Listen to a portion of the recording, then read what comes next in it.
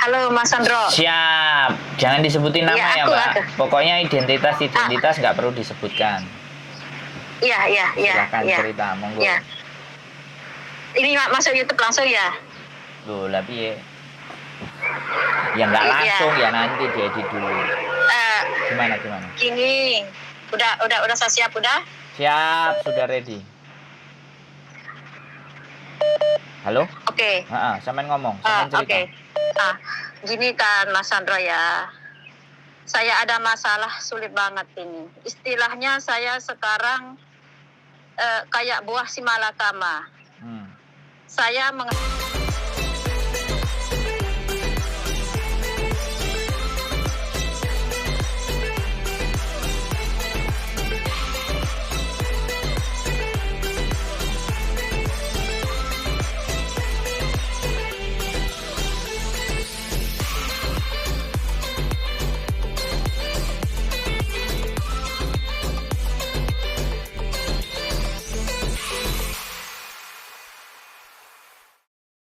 menghadapi dua bank. Pertama HS dan Publik. Kan saya pernah cerita kemarin, saya pertama ambil bank HS sekitar 22.000, 10.000 sama temen, yang 12.000 ini saya. Nah, istilahnya kenapa saya sampai kasih temen, karena ada balas jasa. Karena dari awal saya ke sini itu kita selalu bersama dari tahun 2014 dan tidak pernah macam-macam. Selama ini baru kemarin kita ambil bank. Nah, pas 6 bulan ini berjalan, bank HS ini, dia pulang. Saya nggak tahu dia pulang, tanya-tanya sama teman, dia pulang nikah katanya. Dan sampai sekarang nggak ada kabar. Nah, kedua, saya ambil bank Republik. Ini 8 bulan kan, setorannya 2.700 sekian. Kenapa saya kemarin sampai ambil bank Publik? Itu kan saya cerita sama Mas Sandro, waktu itu anak saya yang mau kuliah sama ibu yang mau operasi jantung. Nah, saya kan sempat minta sama majikan buat minjam waktu itu, tapi nggak dikasih. Sampai saya minta tolong sama agent, tapi nggak dikasih. Ya terpaksa saya minjem. Ini udah berlangsung 2 bulan, tinggal 6 bulan. Nah, kedua bank ini sama-sama telat, sama-sama 16 hari. Kan saya kemarin sudah kirim kasih tahu Mas, itu omongan bank tentang saya sampai tadi. Nah, yang membuat saya bingung, paspor saya juga saya gadekan di rentenir sekitar 5.000. Kenapa saya sampai gade paspor? 3 bulan setelah ibu operasi, dia meninggal. Dan yang membuat saya gadekan paspor itu, Mas, waktu ibu meninggal, anak saya tertabrak mobil, 2 orang itu yang kuliah di farmasi sama yang paling kecil. Terpaksa aku gadekan paspor. Aku di sini sampai kayak orang gila. Waktu melihat anakku di rumah sakit bersimbah darah. Akhirnya karena gak ada, yang si kecil karena gak ada JPS, aku terpaksa gadekan paspor karena aku gak punya uang, belum gajian. Dan anakku sedikit retak, yang paling besar itu, makanya aku kirimkan mereka biaya. Jadi aku sampai sedih, bingung kayak gini karena ancaman bank itu. Aku takut. Karena kan sekarang aku finish bulan 3 ini, Mas. Kalau aku sampai di intermediate aku nggak tahu, Mas. Yang jelas aku mungkin kayaknya kalau bisa aku nggak sampai turun. Seandainya aku cari majikan lagi, aku nggak tahu. Demi anakku yang masih kuliah tinggal 1,5 tahun yang di farmasi itu, dia membutuhkan uang banyak, Mas. Dia yang harus aku perjuangkan. Aku tulang punggung dari 3 anak. 1 kuliah di farmasi, 1 SMA dan 1 masih SD. Dan sekarang kejadiannya kayak begini. Aku nggak tahu harus ngomong apa, aku sempat bingung. Nah, pihak bank, sudah aku kasih tahu SMS sampai aku konfirmasi pihak bank setiap hari. Tapi yang namanya kayak begini ya, bank cuma tahu saya yang hutang yang satu itu.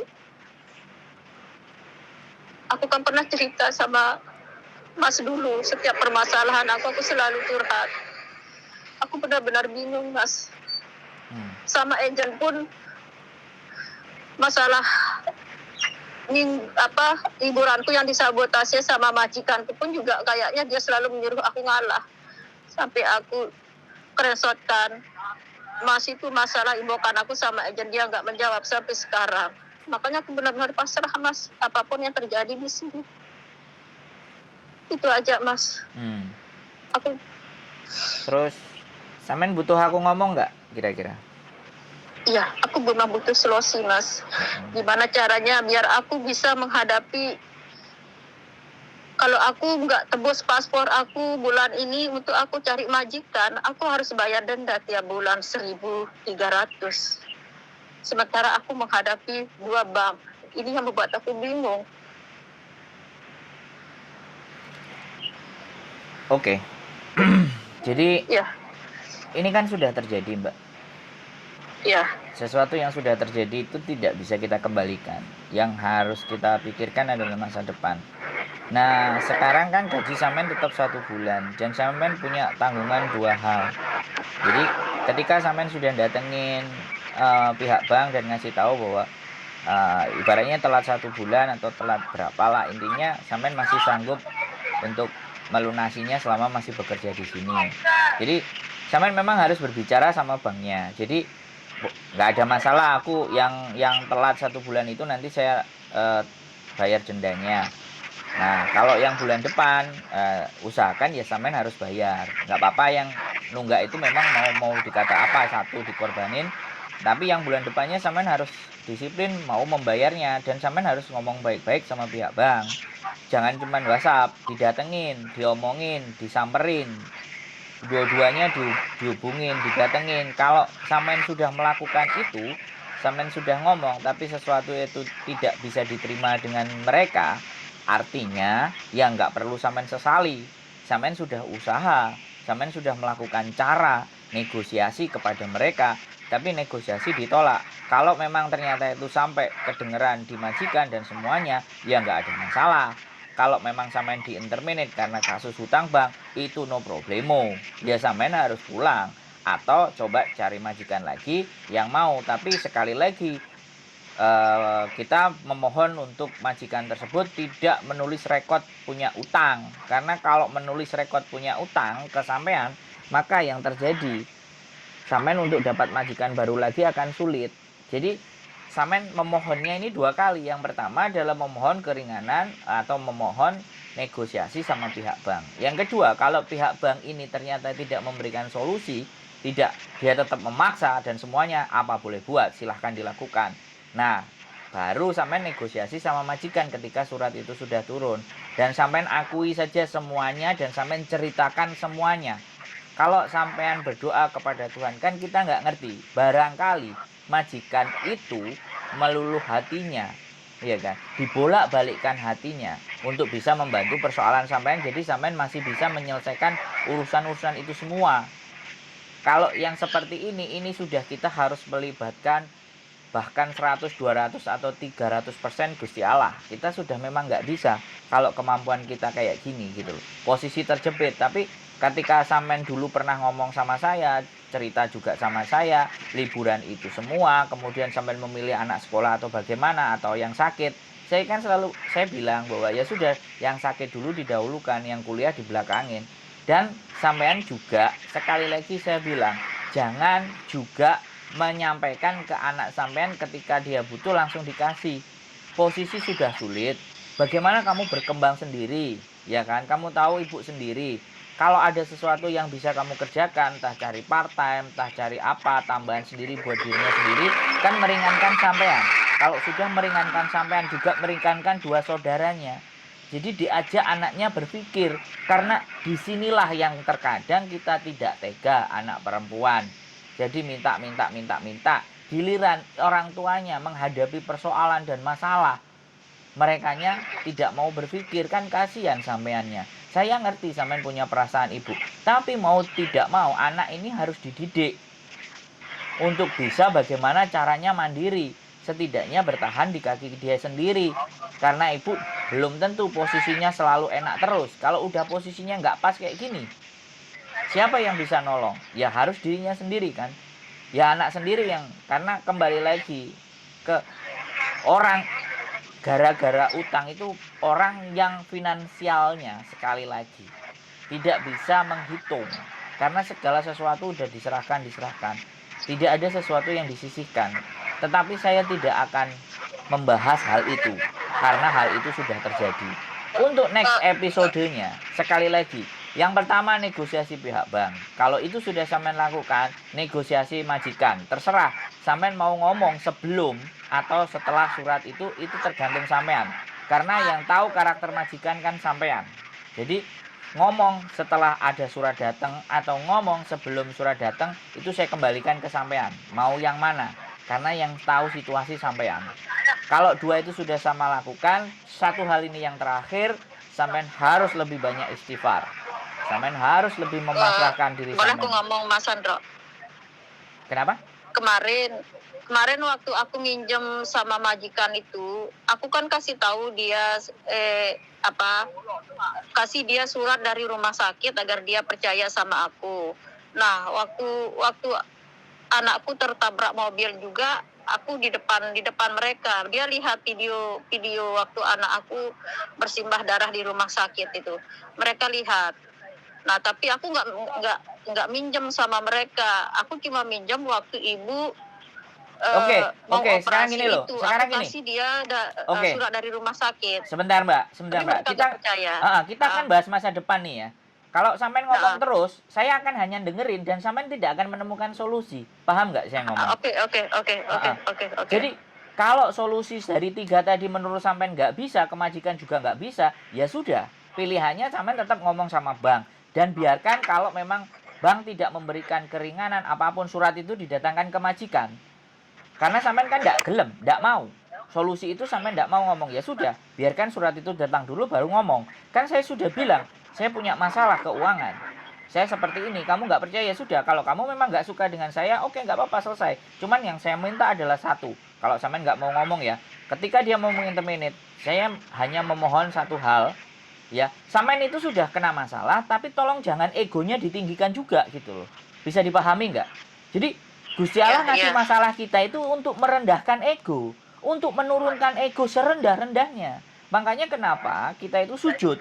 Sujud itu kepala, tangan, lutut, telapak kaki itu ditempelkan ke tanah semua supaya posisi kita adalah posisi yang terendah. Itu cara Gusti Allah untuk agar ego kita itu turun. Gitu loh Mbak, ngerti nggak?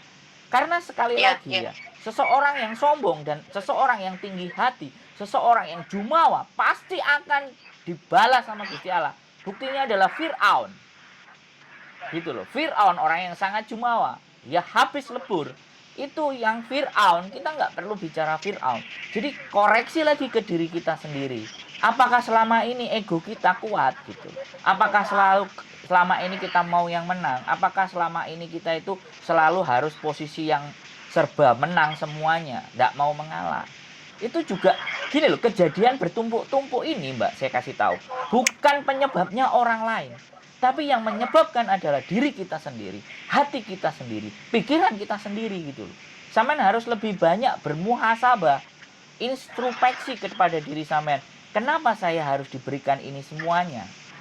Kalau saya percaya itu Mbak, masalah itu tidak datang dari orang lain. Masalah itu tidak datang dari dunia lain. Tapi masalah itu datang karena kita tidak mampu mengenali diri kita sendiri. Nah, sekarang gitu aja. Kalau sampean memang nggak mau atas apa yang saya sarankan, no problemo, nggak ada masalah. Jadi silahkan sampean berpikir. Sekali lagi Mbak, saya ngomong kenceng, bukan karena marah.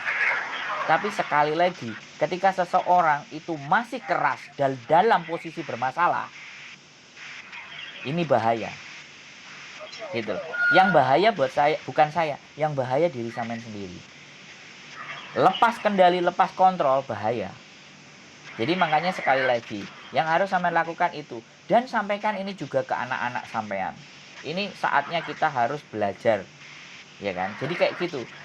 Saya dulu kan ngomong sama sampean, kalau ada ibunya sakit dan anaknya kuliah, semua sama-sama bayar, ya mana yang diutamain? Ya sudah, ibunya aja dulu. Anaknya bagaimana caranya? Kalau minta nunggak, atau minta surat keringanan, atau apapun. Namanya sama manusia itu masih bisa dinego. Iya kan? Dan negosiasi paling terbaik negosiasi dengan Gusti Allah. Bagaimana negosiasi dengan Gusti Allah? Ya sampean nggak perlu saya ajarin. Bernegosiasilah, berintim-intimlah dengan Sang Maha Pencipta. Karena sampean diberikan beban ini tujuannya hanya satu, supaya sampean kembali ke sana. Bukan berarti yang kemarin nggak kembali. Mungkin porsinya Allah minta lebih banyak sampean ke dia. Bisa dipahami nggak, Mbak? Ya. Jadi tolong, jadi sekali lagi, karena sampean sudah beberapa kali curhat dengan saya. Saya memahami itu. Jadi seperti itu ceritanya. Ada sesuatu yang harus kita rendahkan. Ego kita harus kita turunkan. Demi siapa sih? Demi anak-anak, demi sampean, demi masa depan yang lebih baik. Jangan kita paksakan sesuatu yang memang kita tidak mampu, Mbak. Mecekat, Mbak. Meledak, Mbak. Kita manusia biasa, punya batasan. Nggak cuma saya, sampean yang punya masalah. Dalam hidup saya juga punya masalah. Tapi saya tahu bagaimana cara membawa masalah saya. Bagaimana saya meletakkan masalah dulu yang ini, yang saya dahulukan yang ini, yang prioritas seperti ini. Jadi tidak semuanya kita bawa itu masalah. Kalau semuanya kita bawa, semuanya kita gendong, kesel, Mbak. Depresi ya, stres dan gila. Ya. Moga-moga sampean dalam kewarasan. Sekarang ada lagi yang ingin sampean sampaikan? Iya, Mas. Nah, ada pembantahan lagi barangkali kan sampean orangnya begitu. Jadi sudah. Enggak, aku sudah konfirmasi dengan Bang Mas. Terus? Tapi kayaknya ya gimana? Mereka kan aku sudah kirim screenshotnya tadi sama Mas. Screenshot dari pembicaraan saya sama Bang juga. Tapi kayaknya aku bilang kalau saya memang mau lari, saya tidak akan konfirmasi pihak Bang tiap hari. Tapi kalaupun saya sudah konfirmasi kayak begini, saya bukan orang bebas. Saya mengandalkan gaji dan kerja buat membayar Bang. Oke, sebentar tak potong. Sebentar tak potong. Itu kan baru WA sama telepon. Kalau bisa didatengin, Mbak. Namanya negosiasi itu didatengin. Itu sebagai bentuk pertanggungjawaban. Ya. Kalau bisa, entah bagaimana caranya sampean silahkan pikirkan, ya. Karena sampean lebih memilih tidak ingin berbicara dengan majikan. Berarti negosiasi ke sana. Majikan nggak ada masalah. Kalau memang tetap dia memaksakan menjatuhkan surat itu, sampean terima. Dan silahkan boleh datang main ke kantornya Miss Yuni atau main ke kantor saya. Kita coba usahakan yang terbaik. Udah, kita nggak perlu panik, khawatir. Saya percaya bahwa Tuhan, Gusti Allah, itu tidak memberikan sebuah masalah melebihi batasan manusianya. Sampean harus ingat itu. Itu sudah ditulis. Ketika sampean dikasih masalah, itu sebenarnya sampean masih bisa mampu dan masih bisa mengendalikan dan masih bisa mengatasi masalah tersebut. Tinggal lebih tenang, lebih dekatkan bagaimana caranya. Kalau memang beribadah secara normal tidak bisa, ya menyebut atau istighfar, lebih banyak istighfar. Itu Allah Maha tahu. Nah, sekarang ada lagi yang ingin sampean sampaikan. Karena kalau saya hanya cuma itu aja. Saya sekarang paham. Seandainya pun saya dikeluarkan dari itu, saya akan minta baik-baik sama majikan. Iya. Buat itu udah dikasih apa? Surat bagus ke imigrasi. Ya, pokoknya boleh ya ditulis surat bagus dan tolong jangan ditulis tentang saya hutang. Jadi gini Mas, yang jadi pertanyaan saya kan kemarin saya kasih Mas juga lihat dari Republik itu kan katanya kalau saya nggak bayar bulan ini kan ini baru telat 16 hari ya, telat 16 hari. Kalau saya sampai nggak bayar bulan ini mau kirim ke konsulat katanya sama saya ke imigrasi. Saya akan minta waktu, saya bayar, saya akan minta sama majikan buat majukan gaji saya akan bilang gitu. Tapi mereka nggak mau tahu. Oke. ya sekali lagi saya potong. Dia mau melaporkan ke polisi, dia mau melaporkan ke KJRI, dia melakukan kemanapun, silahkan, itu hak kalian. Karena memang saya sudah melanggar apa yang terjadi kesepakatan. Justru kalau dilaporkan ke KJRI, enak, sampai tinggal ngomong, minta waktu. Karena KJRI kan orang kita sendiri. Ya Pak, saya kesangkut ini, saya nggak lari, saya gini-gini. Dia pasti tahu dengan hati dan perasaannya. Ya, jadi sekalian jangan takut dengan ancaman apapun di muka bumi ini. Ini yang ingin saya tanamkan ke teman-teman. Jangan pernah takut. Kalau kita memang salah, kita akui salah dan kita bertanggung jawab atas kesalahan kita. Tapi kalau mereka masih nggak mau terima, nggak ada masalah. Silakan mau dibawa ke perkara hukum kemana aja, silahkan. Yang penting sampean datang ke sana, dikasih report, ngomong sama dia, sampean ada rekamannya. Artinya sampean sudah meminta keringanan, sampean sudah mau bertanggung jawab, hanya butuh waktu tambahan. Tapi mereka tidak menggubris. Sekali lagi itu direkam. Prosesi itu sebagai bentuk bahwa pertanggungjawaban sampean. Ya, sekali lagi, selama sampean berhubungan dengan manusia, jangan pernah takut terhadap ancaman apapun. Justru yang harus kita takutkan adalah di saat kita kehilangan arah dan menyalahkan Tuhan. Itu tidak boleh. Ya, jangan sampai menyakiti diri sendiri, perbanyak istighfar. Mohon maaf, ketika sampean ngomong langsung saya potong. Karena sekali lagi, sekarang sudah tidak waktunya kita lagi negosiasi tawar-menawar. Sekarang sudah waktunya adalah memperkuat diri kita dan ambil langkah selanjutnya apa. Kan gitu toh Mbak? Karena ini sudah di titik ini. Sampai salah satu tadi anak cerita ke saya juga, orang tuanya meninggal, anaknya sampai tangannya dicelupin Baiklin, malah disakiti diri sendiri. Ya saya jelas marah. Itu perbuatan yang bodoh. Ya kan, orang yang sehat aja, orang yang sakit ingin sehat, kenapa yang sehat ingin tersakiti? Yo saya marah, saya ngomong langsung jelas. Anak yang seperti itu saya harus berbicara agak meninggi sedikit agar mereka terbuka dan tersadar. Sama sampean juga, bukan berarti saya marah, tapi saya harus meninggikan karena sampean sudah di situasi yang terjepit. Kalau situasi terjepit itu tidak boleh kita ego. Yang harus kita lakukan ya hanya memohon maaf, bernegosiasi, berbicara baik-baik, dan kembali lagi berdoa kepada Tuhan, istighfar yang banyak, agar Tuhan mampu membantu kita dengan cara-caranya Dia. Karena kita tahu Dia maha membantu, maha mengetahui, maha memahami diri kita. Kan yang benar itu toh Mbak. Sekarang ada lagi nggak yang sampean ingin sampaikan lagi ke saya? Halo. Ya, halo. Ada lagi yang ingin disampaikan lagi? Nggak ada Mas, cuma rekaman, cuma aku nggak punya rekaman yang dari publik itu karena mereka kan pakai telepon biasa. Jadi aku jawab dari telepon itu aja. Ya nggak apa-apa, masih ada rekotan dia nelpon kan, masih ada. Jadi pembicaraan itu. Tapi menurut saya sekali lagi, kalau bisa didatangi. Ya, itu bentuk pertanggungjawaban kita sebagai manusia ketika punya masalah. Berani bertanggung jawab adalah ketemu dengan mereka itu, dan ketemu dengan mereka, masukkan voice, usahakan ada rekaman ketika sampai negosiasi dan berbicara sama mereka sebagai menunjukkan bukti. Nanti kalau seandainya sampai dipanggil KJRI bahwa saya sudah meminta keringanan Pak, saya meminta waktu, bukan saya mau kabur dan lari, ya nggak ada masalah. Sekali lagi, jangan berpikir tentang masalah, tapi berpikirlah solusi yang akan saya lakukan, dan saya punya Gusti Allah yang bisa, Allah Maha Besar, yang bisa mengatasi masalah saya yang kecil. Jadi jangan dianggap masalah sampean ini besar. Masalah sampean ini kecil, tapi sampean berharaplah bahwa kita punya Allah yang Maha Besar. Oke? Itu saja dari saya ya. Mudah-mudahan telepon lagi sama saya, sampean sudah cerah, sudah ada yang baik, ada yang bagus, syukur-syukur kita bisa minum kopi bersama sama tape goreng atau pisang goreng ya. Gitu aja ya Mbak ya. Semangat ya.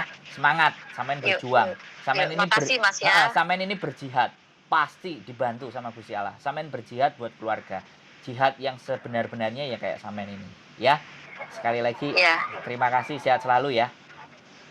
Ya Mas ya. Makasih semangat, ya. Yuk, assalamualaikum. Waalaikumsalam.